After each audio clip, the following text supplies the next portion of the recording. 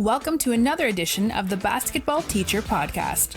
Our mission is to bring you discussions on a wide array of topics in the coaching world to grow players on and off the court. You can connect with us on YouTube, Facebook, and Twitter, and also reach us directly through email at basketballteacherpodcast@gmail.com. Now, here's your host, Coach Mike Hernandez. Hey everyone, welcome back. Thank you guys so much for joining us here for this 3-year anniversary episode. Can't believe it's been 3 years. It's crazy, and it feels like we just started this show a year ago, but here we are at 3 years. As I say every episode, thank you guys so much for the support, the kind messages, all of the love that you've sent to the show and sent to me. It really is appreciated and really does keep me going and fuels me to continue to do this podcast and talk to so many amazing coaches that I have the opportunity to get to talk to. What we'll do, as always, is we will look back at some clips from every single interview over the past year. Go ahead and check those out if you haven't seen, or listened rather, to the full episodes. And here's to year 4. Thank you guys. Can't wait to see you soon. That I think that some guys, like I said, could pick it up right away. And let's be real too. Sometimes at coaches, I've realized there's been times I've drawn up things and realized going out of the timeout, I'm like, yep, that was not. I did that awful. I didn't explain it particularly well. This isn't going to go well. So I think you need to, if you're being real with yourself, I think you need to practice it, and then you need to practice it in 90 seconds, in 30 seconds. Yeah, a lot of us can draw up some great sets in 5-minute segment of practice. But can you do it in 90 seconds and articulate it at a big time moment? Piece every time.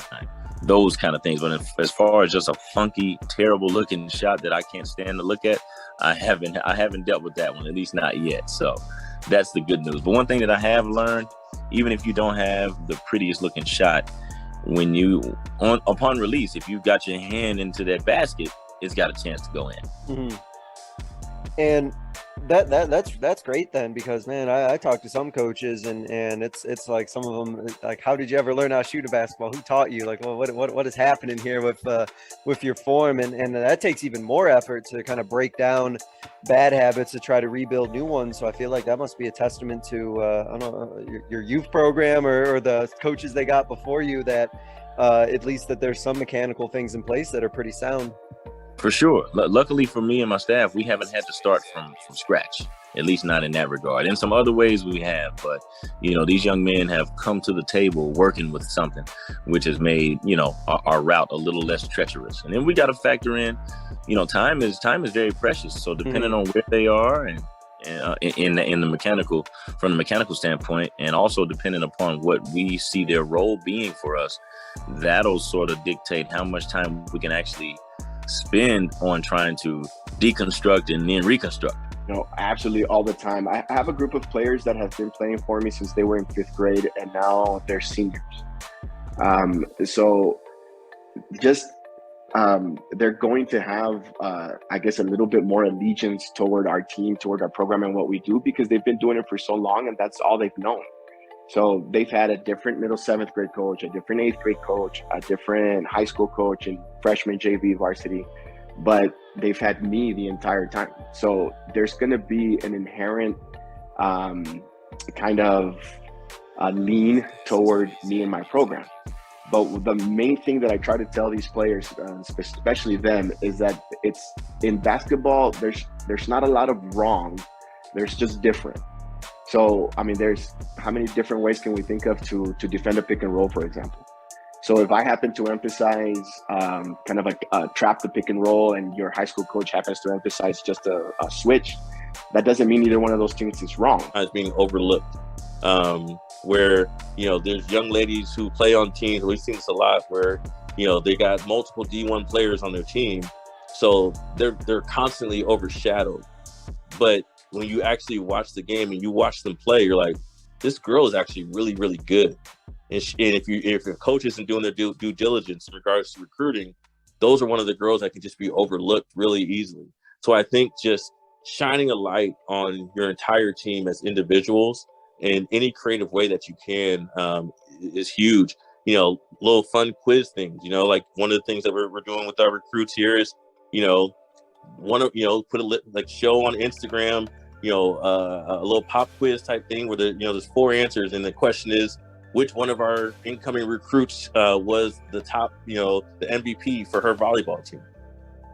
Just little things like that, just things, when they're actually playing the game too, is the defenders aren't as good, so but teaching a young kid how to put that ball in their pocket, it's a dribble, you want to let that ball float, and learning how I can make a decision, in relation to where, a defender is to my right or to my left, or how I can get by my defender.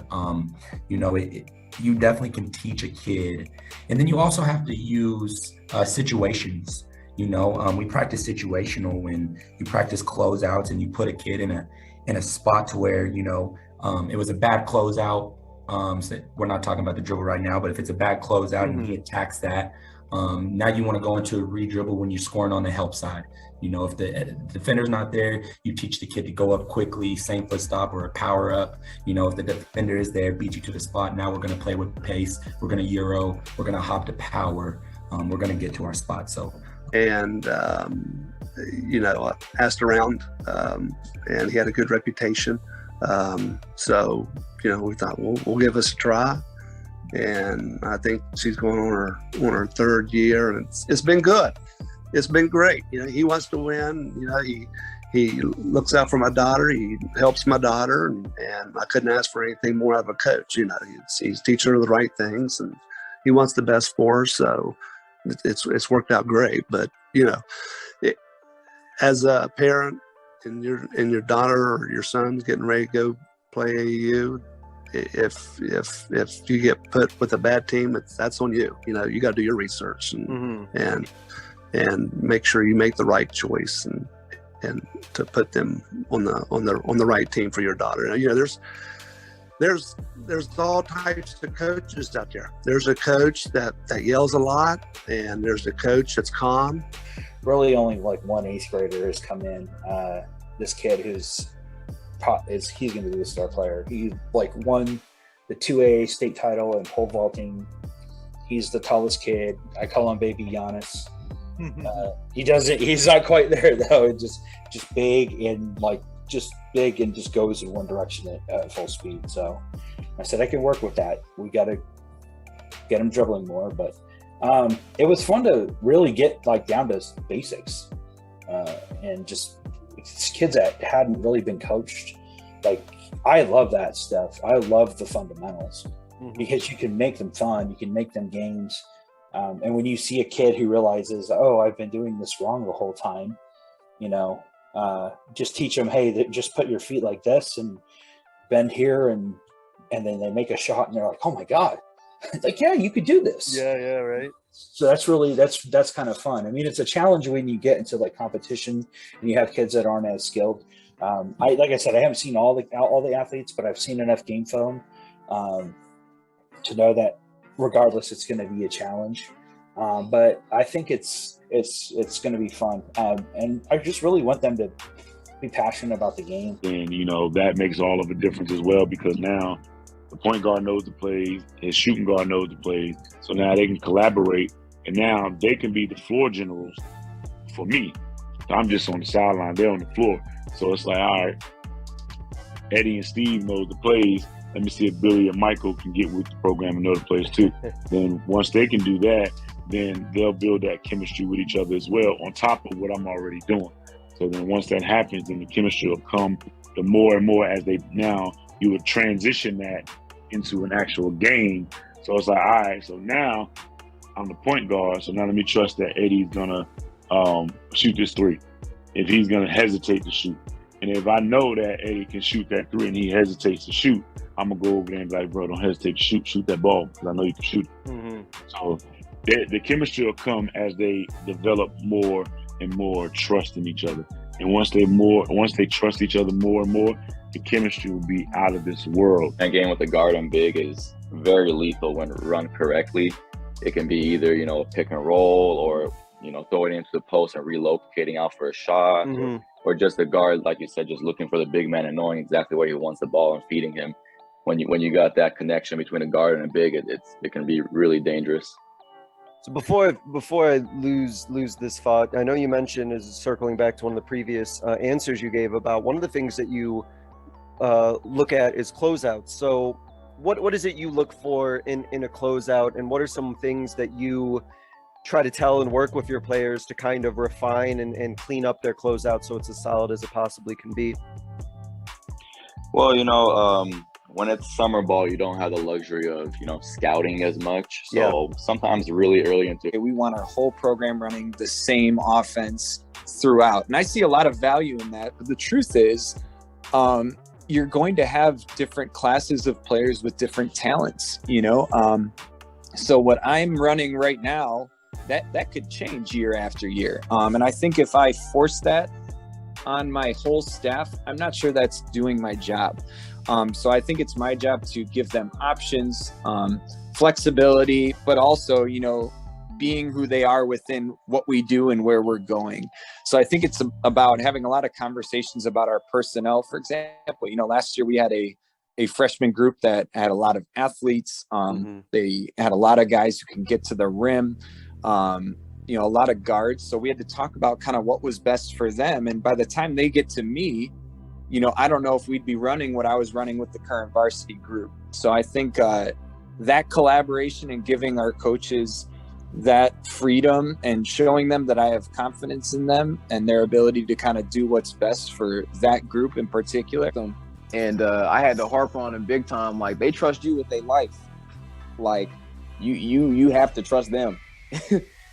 When they're open, you got to pass the ball. You can't try to do this on your own. That's going to make everybody better. And I've had conversations with other kids and the whole team about just buying into kind of a brotherhood. And, I had listened to the podcast.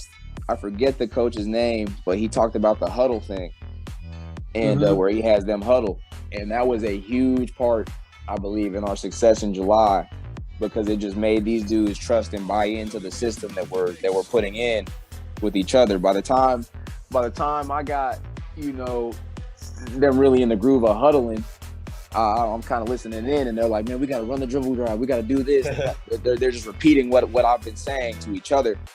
And that's when you can kind of see, okay, finally they're starting to trust each other. We've got that buy-in. We've got them past that little bridge of trying to do their own thing, because you can try to do your own thing. It's just not going to work out for anybody.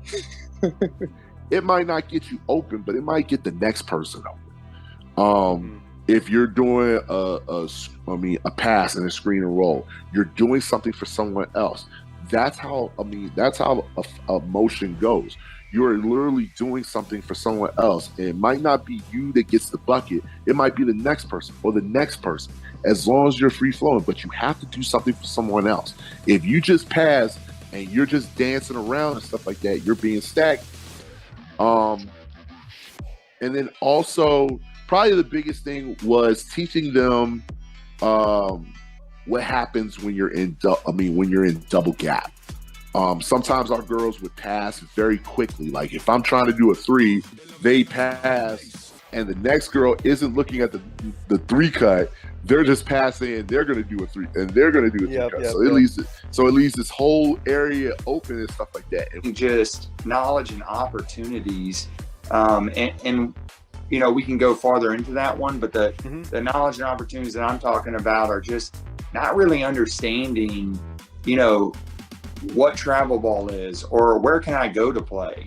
Or, I think they seem simple to us as coaches because we've either been through them or like, well, how did you not know there was open gym? I communicated that to you, but we're not factoring in all the other things that goes through that kid's life. Right. Maybe surfing, or maybe they have a harder home life on some level. So like, that's not their top priority. They might have missed that text message, or they might be thinking about 3 other things. So like, how do we help, bring that back to the forefront of these, not, what knowledge they need to know, and what opportunities are there, and how do we make it easy for them to know that they're there.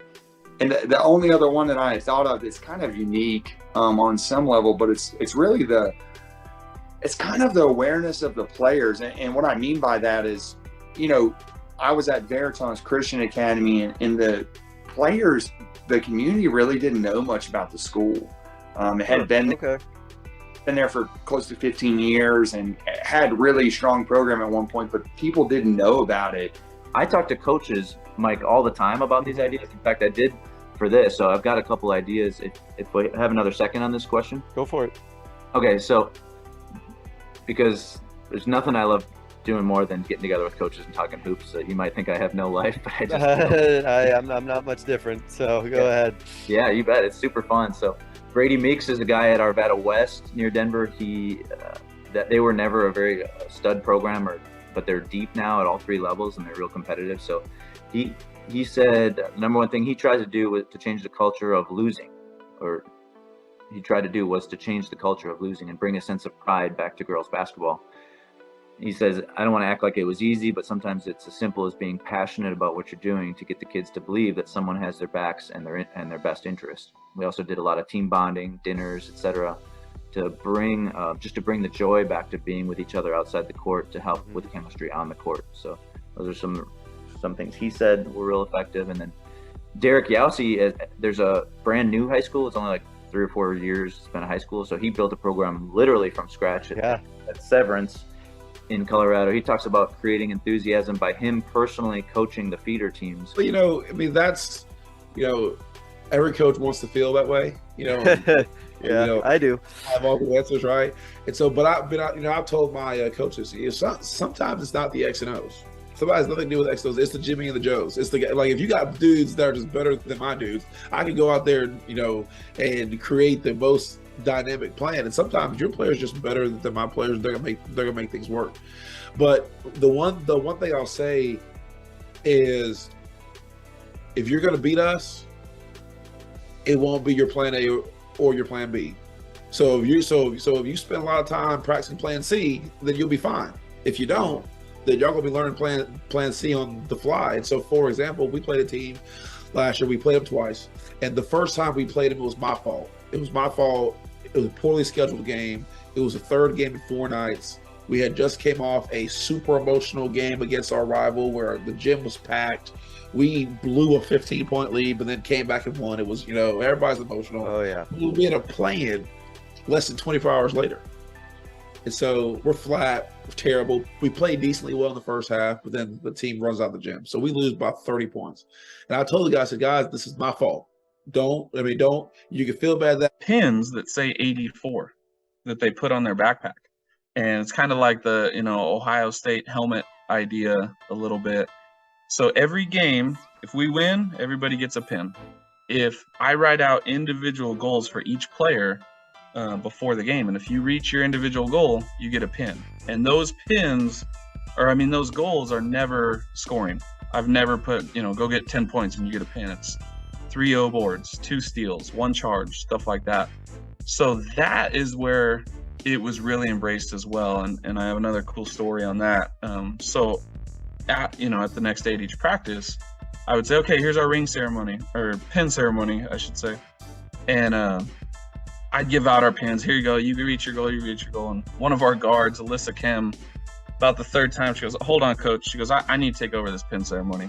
You're not doing good enough on this speech. And so that it was really funny. The way that the program has gone, because Carver has a very rich tradition, rich history with their girls team.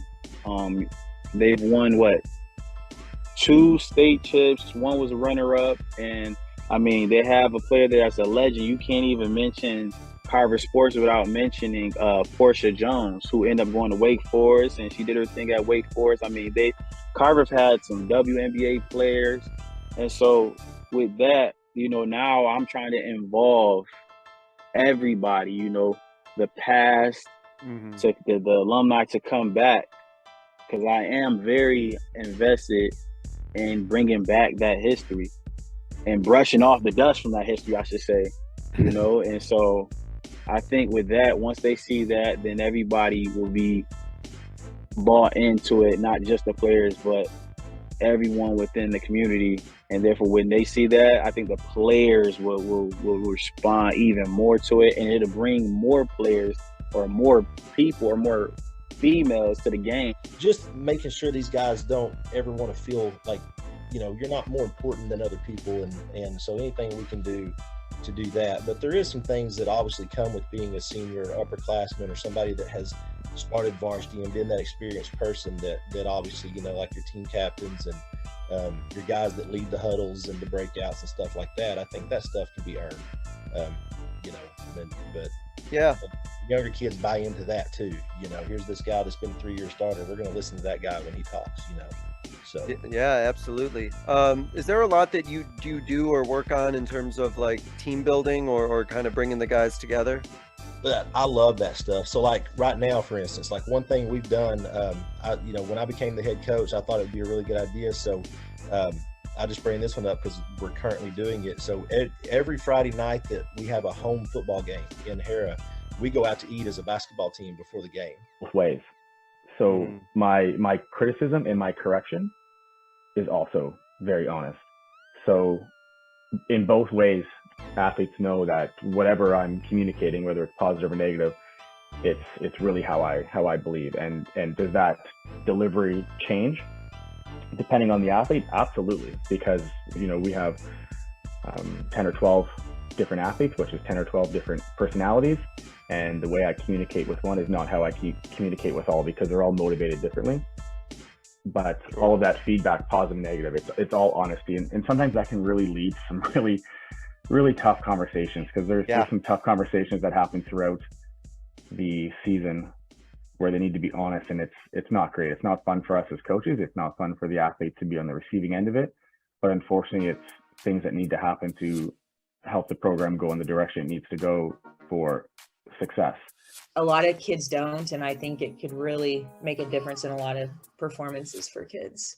Yeah, and it makes a huge difference, especially when I feel as if when you're growing, right? When you're in like middle school or high school, like you're just physically growing so much that like you can just kind of just eat whatever, and you eat as much whatever. Like you burn it all off. Like, but then you're gonna probably like, and especially if you're trying to gain muscle, right? Like you're gonna have to really think about like, oh, if I want to hit the weight room and like put on muscle and everything, like you better be eating a certain like type of food and eating a certain way for that. Like it's not just about what you lift, right? It's about like what you eat and like how much. And I like that a lot though. And again, I'll emphasize for the third time, just make sure they enjoy it. Like make sure they're good to go. And definitely about the mobility and stretching and flexibility part, because you want to make sure that they got all that right. You don't want them having some poor habits and getting hurt their senior year doing something like that. Figuring out how to rent gym space, and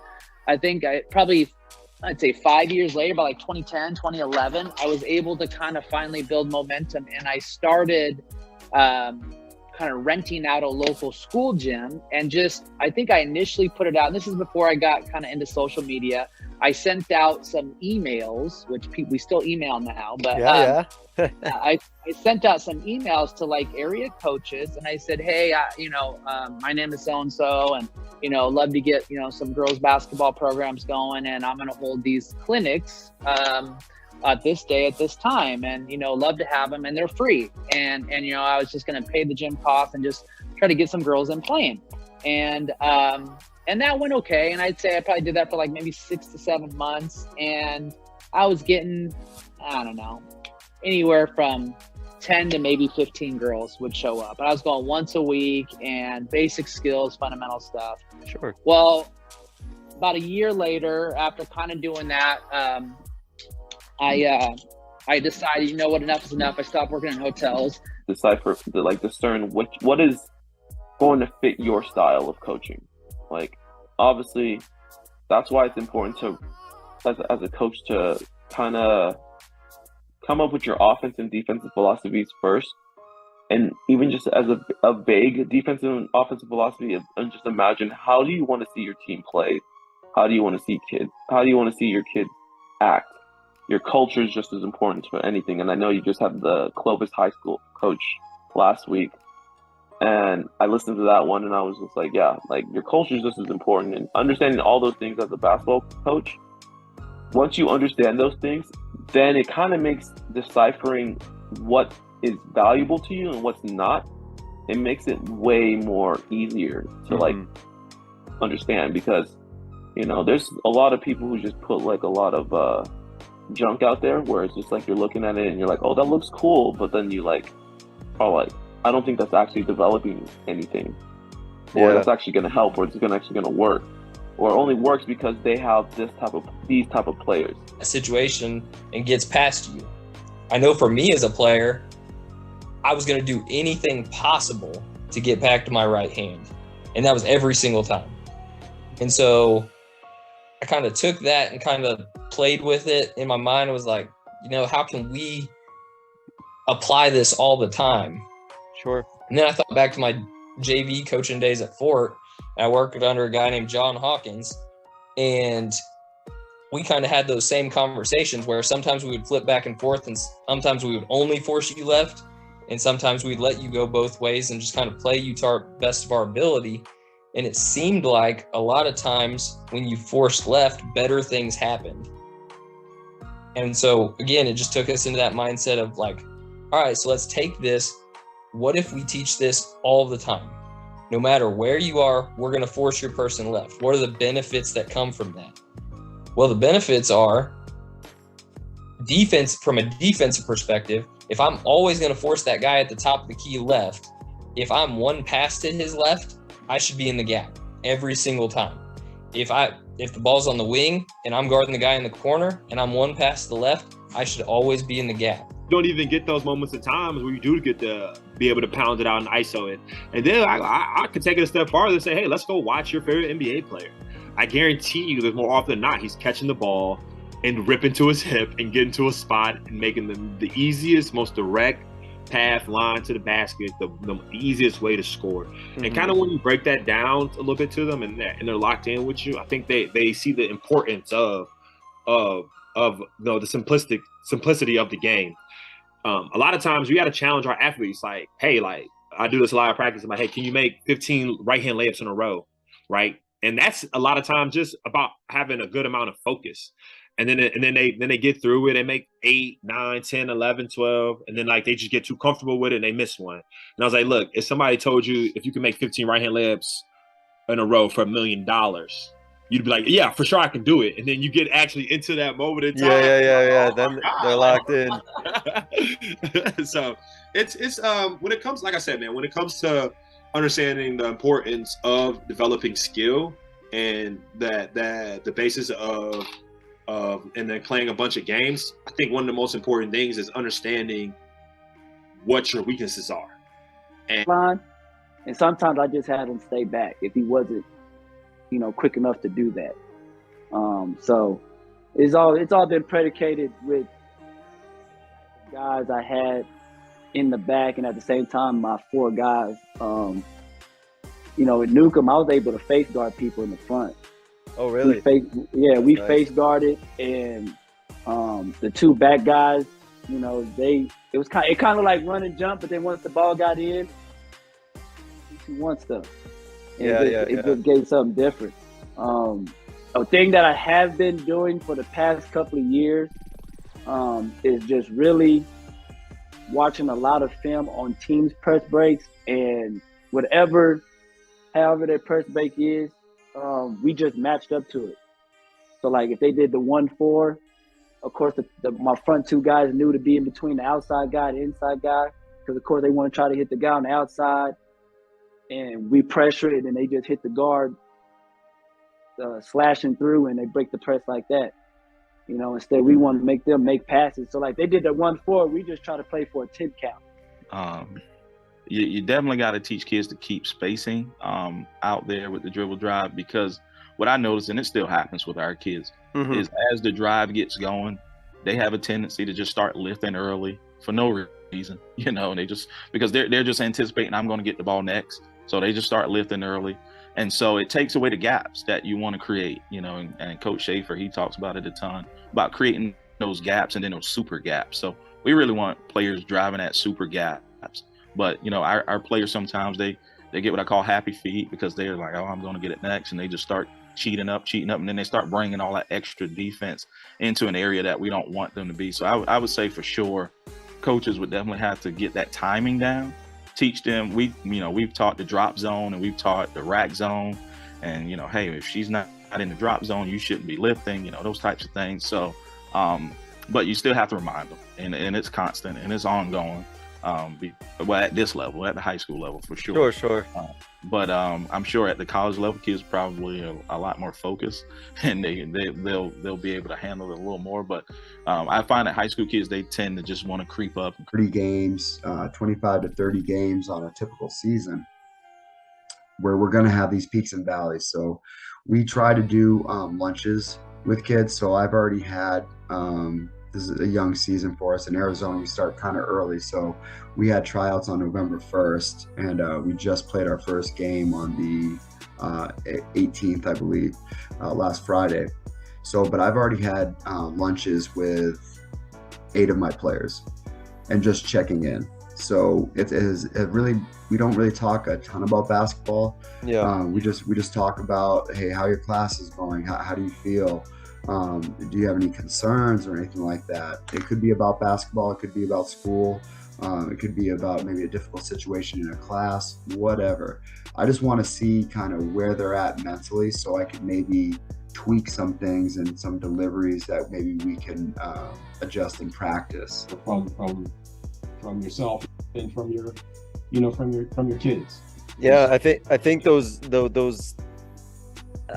even if you don't necessarily see the results right away on the scoreboard, or you don't see those wins and losses, I think if you're building those championship habits, right, the championship attitude and the work ethic and the winning attitude, and you, as you kind of mentioned, those little bits, those little things that you're always winning, eventually, as you said, right, you're gonna hit that breakthrough because you've already established all of the necessary, like, intangible qualities and all of the work ethic that's needed. If you have all the work ethic and like you mentioned before, once you get a few of those Jimmys and Joes in there and you got the work ethic in place, I mean, you can really be off and running. Yeah, we talk a lot about foundational drills, right? The Mikan drills and just basic layup drills. And some people don't like the 3-man. We like it because we condition with it. It makes kids run. It makes them catch the ball under duress because we have it timed, and if they don't touch lines or whatever, then it doesn't count in terms of the scoring that we try to do. Just catch and shoot. So they have to. It's out of 10. So each drill is out of 10, and they have to get at least 7 out of 10. If they don't get 7 out of, they track it, and it's like they got like an actual tracker that I give them. I pretty much stole a lot of my stuff from PGC. They got like a shot tracker that they use. Yeah. And with that shot tracker, they take that shot tracker and then they can just see their results. Like, okay, I didn't shoot it well with curl shots, or I didn't shoot it well with these type of shots. For ball handling, I measure it by the amount of dribbles you get within a 30-second time window. So I would tell them, like, it just depends on what type of dribble we're doing. Like, I like to make them work on pockets, and just a lot of ball manipulation. So if they do pocket dribbles, I'll say they have to get maybe 25 in a minute, 25 in 30 seconds. That way they can track it, and if they don't get that 25, they'll know, okay, I'm not going fast enough, I'm not going hard enough. Same with just combos. Like, I just set a certain amount that they need to get in that time frame, and if they don't get it in that time frame, they know it's consequences. So teaching points, and when we talk about I'll blow the whistle and stop, and I'll be like, listen, you're not communicating at all. I got one person communicating.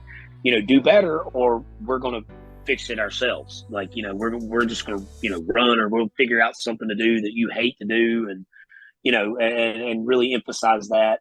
And it's just something we harp on every day. And I've got assistants that they're standing on the baseline or they're wherever on the floor talking about communicate.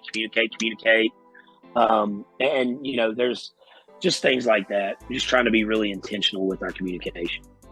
Compete and how we stand and how basketball should be played. And I'll let you glean and grow from these people as well.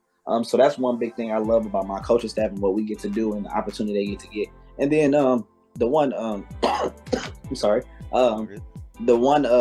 thing thing that we all get to do, especially when you're in the AAU travel world, is just traveling the country and seeing different places with this game, man. We've been AAU wise for me, it was big because I got to do a lot of traveling through the game of basketball. Been to San Diego, Chicago for basketball. I went to Pennsylvania for the first time just because of basketball, and we played an EYBL team there. We were far from the EYBL team, so just playing and networking, even meeting different coaches around this area that have different connections. We met with a coach that has connected. His name is Jay Youngblood. He has the Faith and Focus podcast, and he does a lot. He was an All-American in JUCO. He went on to play at Kent State and played overseas for plenty of years. But we built that connection with him, and he does some skill training with some of the guys. And we've met college coaches, and we went to college basketball games through him and things of that nature, man. We've met strength and conditioning coaches that work with some of our players to help them improve their game daily. So I think the networking piece is just something very big that we've gotten in different doors that we've helped open with our kids. That I look at are always culture and environment. How did they build that? What do they do? How do they treat their players on the court? How do they treat them off the court? All those types of things. So what did you learn from culture that you're currently using right now? I learned that it doesn't matter what any coach ever says, it always starts with you. It's not the kid's fault. It's not the AD's fault. It's not the assistant's fault that you brought over, right? It's not your schedule's fault. It's not that you got put in a tough conference when you don't think you should have been, or a tough district when you don't think you should have been, and that screwed you over. And now that's why you went, 10-15 instead of, 19-6 or whatever. I learned that accountability and culture starts with you, the head coach. And kids are always, well, I'm gonna say not every kid, but a lot of kids sometimes that I've seen over the past, a little bit apprehensive about taking charges because the idea of someone running into you is almost as fast as they can. I got to stand there and take that. That's a little bit of a mental challenge you got to overcome. But once we get them used to it, it becomes second nature. They get super, super excited about it. And so we started from basics, and then we kind of build up and have a progression. A lot of our defensive drills that we do, we have them in a partner. So if it's from closeouts, if it's from anything on defense, we do. So when they take charges, we just have one guy. He just give the other guy or his other teammate about 5 to 10 feet, and they just dribble at them. They stand there and take the charge, and the offensive guy picks them up, and they do it again. We let them go for about 1 minute, and then we rotate. So if they do it correctly, they'll get anywhere between maybe 10 to 11 charges in a minute. Kind of football, drop your huddles, right? So 200 kids think somehow that this is directly going to North Carolina. And it's actually football. I see it a little more in football than basketball, but I still do see it in basketball too. That they'll honestly think that this coach at North Carolina has something to do with this, company that is saying, hey, if you want to play at North Carolina, drop your huddles. Right? They're just really getting your information. I mean, I'm going to be honest with you. They're just doing it to up their followers, because people like to brag about how many followers they have. Even though some of the followers won't make a difference to you if you sign up with them. There's going to be other kids. Yeah, sure. Right? There's going to be other high school kids that are trying to be recruited just like you are. They're in the same boat. There's probably some college coaches or whatever that'll follow them. But I think anybody that leads with my number of followers, I think that's kind of lying to a kid. I do. I think that's kind of lying to a kid. Where, hey, I have all these followers, but I don't know who in that follower list is going to help you. Right? It's like you have 9 million followers. It's just a number. Yeah. Right. If there are other kids, and some kids that are out of high school for 3 years, right, who just never unfollowed you.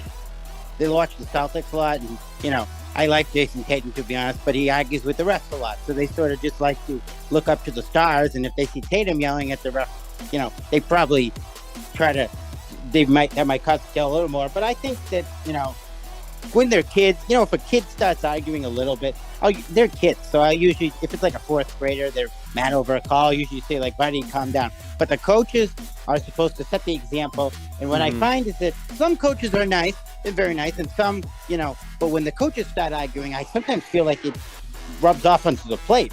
Yeah, and that's what I don't like, because I think they should be setting the example. If they have a question for me, they can clearly ask a question. But it's when they start, being derogatory and start screaming, it's like, that doesn't set a good example. You're here to set an example for the kids. You're not here to make yourself the star and act like you know all the rules here. So in your experience, and I think a lot of people have this experience as well, right? That the player conduct tends to follow what you see the coach doing. Yeah, I do notice that. I mean, I've had some, I won't share them in this. I could go over some bad stories I've had with, I'll just say one parent once followed me to his house. Working on our closeouts. But it's not just a closeout drill. Like, we want you to sprint to your guy, sprint to the closeout, have a high hand. But then within that, you can give them parameters like, okay, on a shooter, we're doing a Curry closeout, be in the shot pocket, high hand. On a non-shooter, we're doing a Rondo closeout, stop short, still have a high hand, but you don't got to be all up on them because we don't want to get blown by. On an elite player, somebody we're designated as a Kobe, you got to be ready to threat with the ball anywhere he catches it, or he can do a little bit of both. So you can work on the type of closeout that you're giving, but you can also work, jump into the ball when the ball is moved. Like if I'm closing out to the far guy and he's the first guy that catches it, as soon as he gets off of it, I got to jump to the ball and get in help, be ready to help, right? So when the ball becomes live, I'm not hugged up on my man on the weak side. So there's a lot of things you can gain out of it, but we'll do that a lot. There's also, at times, we've done something we call kill drill. So I like to chart how many kills we get a game. Yeah, I like that. Yep, go ahead.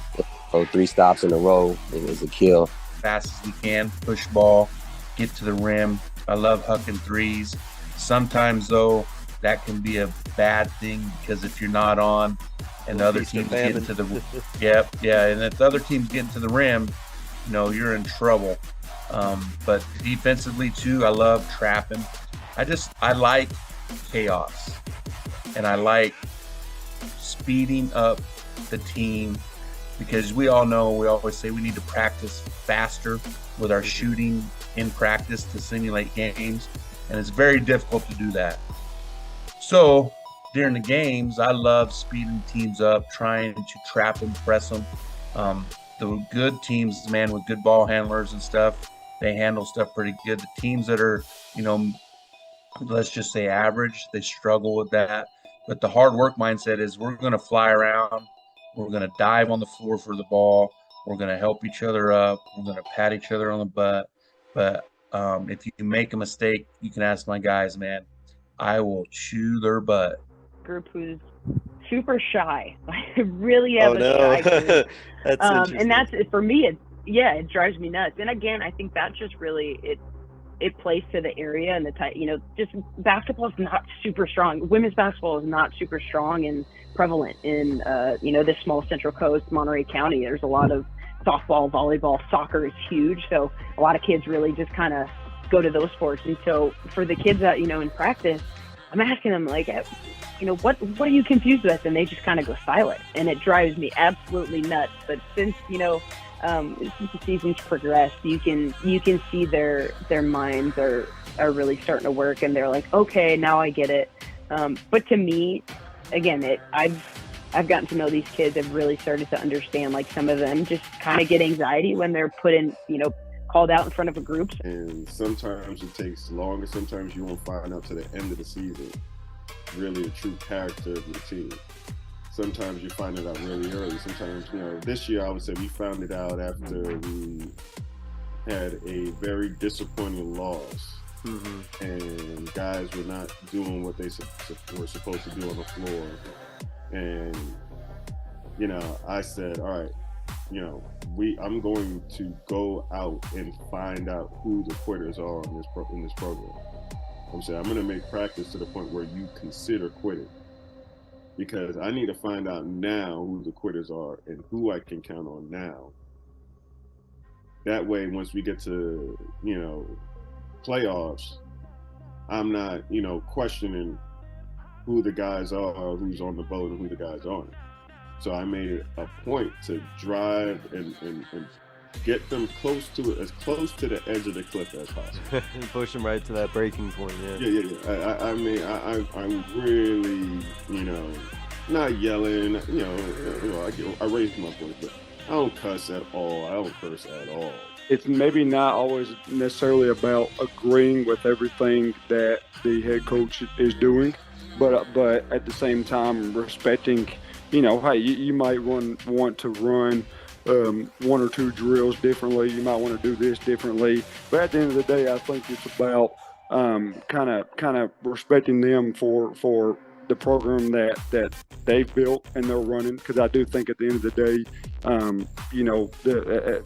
the head coach has got to kind of set the tone, the culture, and lead the team and even the coaches. And so I think it's honestly more of a, hey, you don't have to say, hey, I might not like this drill as much as this coach or our other assistant does, but being more, hey, this is kind of the place, this is where I'm at, this is the position that I'm in as an assistant, and I'm going to do the best that I can at the opportunities that I'm given, and also support our coaches and on everything that they're doing. So I think it's a balance that you definitely have to learn. I think that this year I've definitely been more in a position to where you're learning maybe a little bit more than teaching. Other than that, A, I have a plan, and B, I can be flexible to what you guys need, and C, I want to be a team player and I want someone in the school on the staff if possible. So I feel like that question kind of covers a lot of different bases. Do you remember what the response was to that? No. No, well, but it's an interesting question though. Well, their answer was no. Now that I don't remember, their answer was no. They didn't have anyone. With a few places, I was interviewing at 3 or 4 places at once, and none of them had anyone on the staff they wanted me to bring in. So it was literally, in all scenarios, was a complete cleaning of the house. The no leftovers, huh? Like this is where we're starting. Yeah. We're starting a new sort of thing, huh? And I think the other thing that really pushed me over the edge, and this was actually kind of purely off the cuff, so I'll give myself a little bit of credit on this one. But sure. I was expecting players to be at the interview, but I didn't think of this until the moment. But I actually asked the players a question. Ruby Brown, Coach Huggins, like this was a loaded lineup, and she was awesome. And I think that you have to take with a grain of salt some of these guys and what they're doing. I mean, because again, they have different courses than we do at the high school level. But I do think that you try to learn some things. One thing I've always enjoyed, and it seems like I get this everywhere I go, is I'm impressed with how all these college coaches or even the NBA guys, their terminology. Like they have terminology for everything. I mean, everything. And that's one thing that I've been envious, and I probably need to do a better job as a coach. I mean, they have a word for every action. We'll get the players ourselves. So I wanted to maintain those high expectations. At the same time, I didn't want to take it out on kids that could not get to practice. So we had to get them to practice. I've seen coaches who didn't understand the situations of some of the players at socioeconomic poor schools, and those kids would fall out of the program because it was hard for them to set up rides to practices or even get there on circumstances like weekend practices. So I think you still have to hold kids accountable. My best player in middle school had a father who said to him after the game, "Get your stuff, we're leaving," before my team even made it back to the locker room. And the kid and his father left. So he missed out on our talk in the locker room, and I had to sit in the entire game, the next game, to let him know that the team was important. So it also let the father know that our team had standards and the kid wasn't above it. So I felt bad for that kid in that situation, but I think it taught him a valuable lesson that he wasn't above the team. Discussions through camps and all summer long, even though when it's that dead period, him and I are on the phone. He's got a farm, so he's on the tractor. talking my ear off, and I'm doing whatever. And so we're talking back and forth and planning that upcoming season, and so planning practices, doing workouts. We we stole, I guess you could say, and had a new offense for the team we had this past year because we were so small and quick. We ran a Princeton style offense, and so learning it and learning the ins and outs of it, him and I did that. And so that's a role, any kind of big change, because sounds coaching, like a big one. Yeah, that one's a big one. Good coaching isn't, trying to get your players to play your game. It's being able to coach the team and coach the team of the strengths that they have. And if it's a game that you're not comfortable with, you better get comfortable with it, because that is something, if you can adapt to your team, not your values, not your fundamentals, not that kind of stuff. I'm talking about how they play. I'll come and get you, or I'll send an Uber for you on my dime. I don't care. I think that's number one. I think it's just making sure these kids know that you care, and not about basketball, about them as people first. Mm-hmm. And I think if you do that, the confidence that they gain from that, to know that, listen, I got somebody's got my back. And it's weird too, right? Like, as sometimes, I know parents I've dealt with a ton of unbelievable parents, but sometimes it's different when it's not a parent, when it's somebody in the community, somebody, in the basketball world or whatever, that they know is there for them no matter what.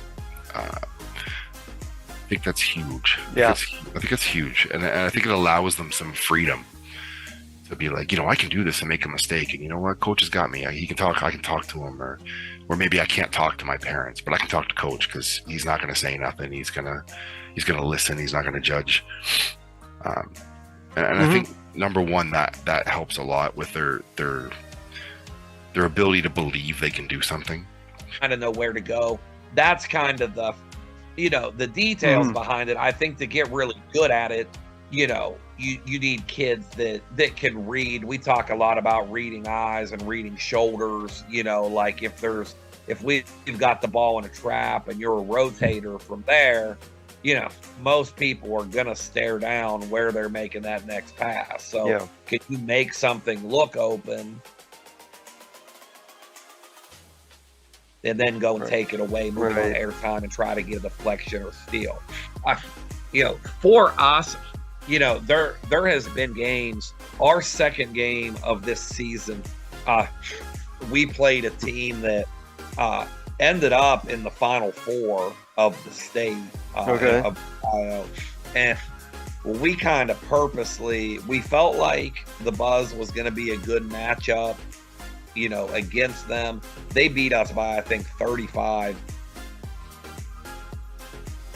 the year before. And, we wanted to do something different. Our season opener was a team that we felt like we could kind of handle without showing a whole lot. So, we played straight man in the opener. In our gym is done. And we have kids consistently shooting in the 60s. We have kids consistently shooting in the 50s. And the great part is that a lot of these kids are seeing that from their freshman to their sophomore to their junior to their senior year, they're going from shooting, I shot 23 out of 100 today, coach, to I shot 37 out of 100, to I shot 45 out of 100, to consistently in the 50s, to consistently in the 60s. So you get to the point where, like, one of your best shooters comes up to you and is reporting their score and goes, I only got 58. That's a great feeling when you're like, listen, man, like, you've grown a ton. So, like, that's one way where we're tracking a skill such as shooting. Yeah, and it's really good that they feel, it seems like just from your response, like that they're taking personal ownership of it. Yes, and we'll be competitive with it. So there'll be practices where I'll say, listen, this past season we had a pretty even mix of seniors and juniors, and we had one sophomore on the varsity team. And I say, listen, seniors, you're partnering up with one of the juniors of the soph. Like, keep track of wins. Like, you beat your individual matchup, great. We'll count up the senior wins. We'll count up the junior sophomore wins. Losers are on the line. And there's a little bit of a competitive edge to it, right? So we'll get to the circle after the drill and be like, all right, what'd you get? And the kids will see the little fist bump, little high fives, and then you get competitive with it. And some staggers it to some punch actions, which is posting up the big. But our big at some point in time, which we didn't really have a lot of strong drivers at that time, was kind of clogging up the paint. And so he's good enough to be able to run a lot of those zoom actions through. So we pretty much went zoom and did a lot of 5-out in transition, like, drag screens and curls and all that kind of stuff, and really kind of took off with it at Christmas break. And so our scoring went down a little bit, but we were a lot more efficient. So like with our dribble drive, we were shooting at somewhere about 36% because we were in dribble drive, it's a lot more free, like flowing. Yeah, of course. You're shooting the ball a lot more, you're taking more attempts, stuff like that. So when we went to 5-out, it kind of slowed the pace down a little bit. We were still playing fast, but like it wasn't out of control. And we weren't just taking any and every shot that we saw.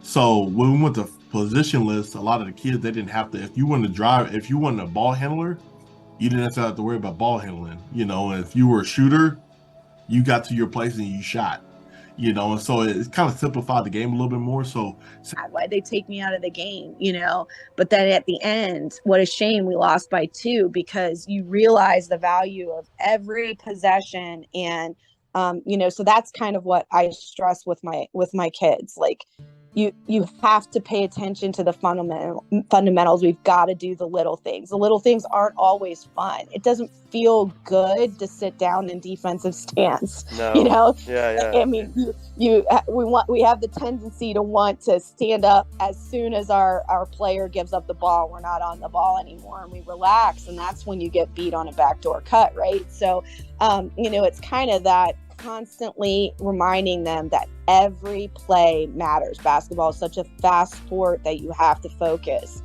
because all of it adds up, right? And that will probably be reflected in the score. But as long as they're giving me their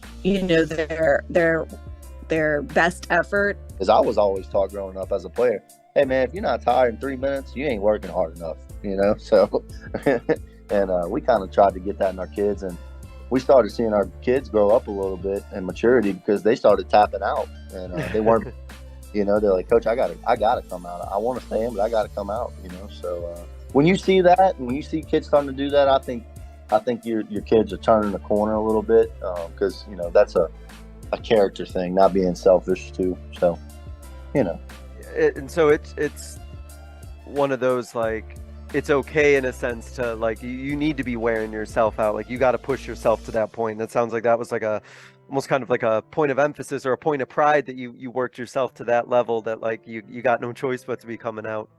Yep, there's no doubt. And our kids play extremely hard for us, and and that's something that I feel like the kids take pride in. They just play really hard, and if you're playing hard, moving around, you're gonna get tired. So that's one thing I love about our kids here. Like, I tell them my story about my past growing up, being that bad. I call myself a delinquent, being that delinquent growing up. Just being, if you've seen the movie Problem Child, I was Junior growing up. That was me. And I tell the kids, like, I've been there. So what I'm telling you, it's from experience. And this is a quote that I stick to every day. Experience is the best teacher. Mm-hmm. Having an experience going through getting in trouble in school every day, failing, having to sit, not being eligible to play, everyone doubting you. You just have to hold yourself accountable for everything, regardless if it's good or bad. You got to hold yourself accountable. And accountability is one of my biggest things. So outside, kids go to parties, they hang out, go to the movie, they got their little girlfriends and stuff like that. Thank you for listening to another edition of the Basketball Teacher Podcast. Make sure to connect with us on YouTube, Facebook, and Twitter, or reach us directly through email at basketballteacherpodcast@gmail.com. Take care, be safe, and we'll see you next time.